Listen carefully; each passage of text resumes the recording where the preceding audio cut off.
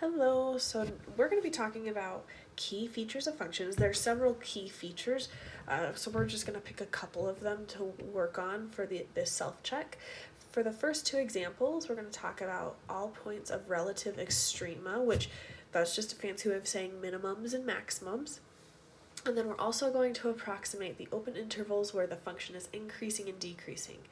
Once again, fancy way of just saying where's the positive slope, where is it going uphill, and then where's the negative slope, or where is it going downhill. So let's start with the first example. On the first example, we're gonna say like max, what's the maximum and what's the minimum. The maximum is the highest point of the graph, and just so you're aware, my graphs aren't perfect, obviously, but the graphs on your example sheet are. So you will want to be looking at your graphs for reference. I tried to draw them as best as I could. So first thing we're going to do is look for max on the first example. The max is the highest point of your graph. Now in this case, the highest point of your graph, I'm going to use some different colors here, is right here. That's your maximum. And so when we're talking about maximums and minimums, we just write the point out. So the maximum in this case would be negative 3 comma 0, because that's where that point is. It's at negative 3 comma 0. Now we have to talk about the minimum. There is no minimum. Because of the arrows on the bottom, it continues to go down and down and down and down, which means excuse me, which means that it never stops. And so we don't have to write, like, if it keeps on going down or if it keeps on going up, then we don't have to write a minimum or a maximum. It's only if there's a point or like a bump. So for our minimum, it would be none. There is no minimum. Now let's talk about increasing and decreasing. So we're also going to figure out where it's increasing and where it is decreasing. So increasing is where it has a positive slope, and a positive slope means that it's going up from the left to the right. In this case, the positive slope happens to be right here because it's going up from the left to the right. So where it's increasing is from the arrow all the way to the maximum. And like we talked about in the last video, we are going to, or not the last video, but the video before, we're going to use interval notation on this. And so the increasing part would be from negative infinity, because it never, the leftmost part of the increasing part just keeps on going down and down and down. It's with that arrow. And then the highest part of your increasing part is the maximum. When we talk about it, we're only using the x values, and so the x value in this case would be negative 3. Oh, sorry, let's see, negative 3. Now, for increasing and decreasing, there's no including on here, so you will always, no matter what, use parentheses. So what this tells me is that I know my graph is increasing from negative infinity all the way to negative 3. Now we're going to talk about decreasing, and the decreasing part is where it has a negative slope, which means it's going down from the left to the right, which happens right here. So basically from the maximum all the way to positive infinity. And we know the net maximum is negative 3. So we're going to say negative 3, and then it goes all the way to infinity. And once again, you wrap it around in parentheses because they're all considered what we call open intervals. There's no including it. The reason why we don't include the negative 3 is because at negative 3, it's neither increasing or decreasing, nor decreasing. And so we can't include it, which means that we have to use the parentheses. So here we have it. We have a maximum, we know where it's increasing, and we also know where it's decreasing.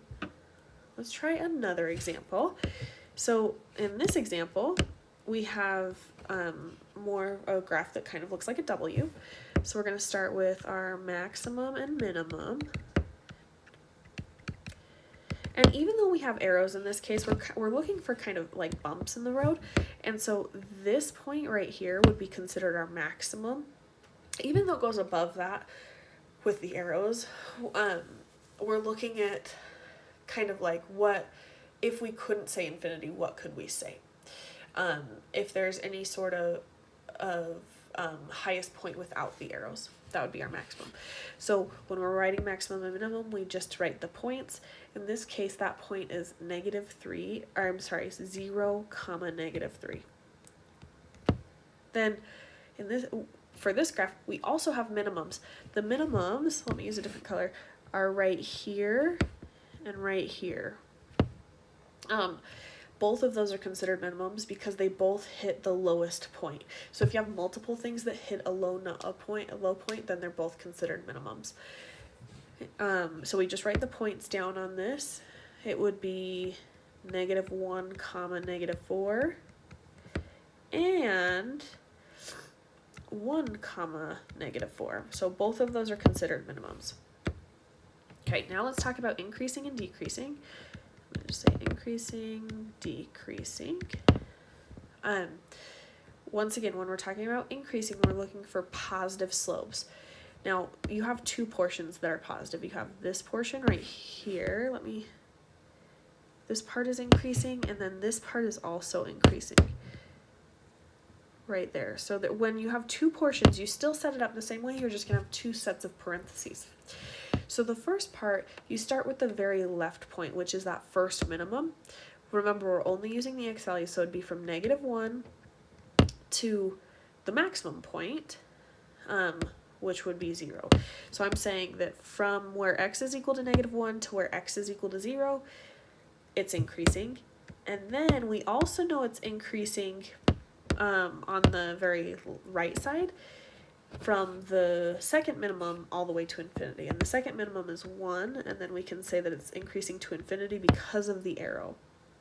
When you have two portions that are increasing, we like to put a U in between. U stands for something called union, which is just a fancy word for and. So this is saying it's increasing from when x is equal to -1 to when x is 0, and it's increasing from when x is 1 to infinity. Now let's talk about the decreasing parts. Just like the increasing parts, the decreasing parts have two portions. The first portion is right here.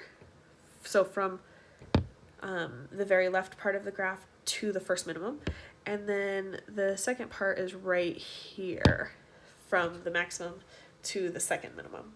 So once again, you're going to have those two sets of parentheses. So the first set of parentheses, because we start on the very left side with the arrow, is going to start with -infinity. We're saying that it's decreasing from -infinity all the way to that first minimum. And the first minimum would be represented by the -1 because that's the x portion of that minimum. Then we're going to write our second decreasing portion, which would be from the maximum, which is 0, that's the x portion of the maximum, to 1, which is the x portion of the second minimum. And we put that U in between to represent and, so we're saying it's decreasing from -infinity to -1 when x is -infinity to when x is -1, and when x is 0 to when x is 1. Okay, so those are my first two examples. Now let's talk about the second two examples. And on these two examples, instead of doing the maximums and minimums and increasing and decreasing, what we're going to do is determine the roots and describe the end behavior. Now, the roots are, another word for it is zeros. It's where the x crosses it's where the graph crosses the x-axis. So once again, my graphs aren't perfect. It'll be easier to see it on your graphs, but we're just going to look for where every single time that the graph crosses the x-axis. So my roots, for example number 3, would be at -2. In fact, you know what let's see. We are going to write these as points. So we'd say -2, 0, 0, because that is, let me change my color, this point right here. That's the first time it crosses. Then we also know it crosses right here, and we also know it crosses right there. So we need to write those 2 points as well. That middle point looks maybe like to be 1/2. So we would say 0.5 or 1/2, 0. And then the last point looks to me like 2.5. So we're going to say 2.5, 0. Recognize that roots always have the y value at 0. This makes sense because it's on the x-axis. And so we do want to write our roots in points, but it'll be really easy for you to do because all you have to do is still find the number on the x-axis and then just put 0 at the end. Okay, so the next part is to look for the end behavior. Now, there's a little cheat sheet on end behavior in your notes, but I'm going to show you a quick diagram. So if we have, when we talk about end behavior, we're looking at where the arrows are. So if you have up and up, then that is considered a positive even graph. That is what we call it. The end behavior would be positive even. If we have a down and down where both of the arrows are pointing down, then it would be considered negative even. Now, if we have the first one pointing down and then the second one pointing up, that would be considered positive odd.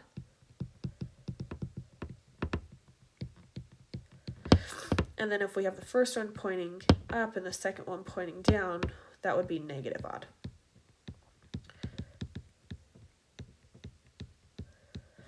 So we have to just choose out of one of these four. So if we look at the number 3 example, we start with the down arrow and then go to the up arrow. So we're looking for something that goes down then up, which would be our positive odd. So we can say the end behavior would be positive odd. Okay, awesome. Now let's look at the 4th example. So the first thing we're going to do is find our roots, which are where it crosses the x-axis. So if we look at your graphs, it looks like they both cross really close to the -2 and +2, but not quite. So we're going to say maybe -1.9, 0, and then +1.9, 0. That would be, let me show you on my graph, would be right here and then right here. Now let's talk about the end behavior. So we can see that both of the arrows point down. So we're looking for something with both pointing down, which would be negative even. So our end behavior is negative.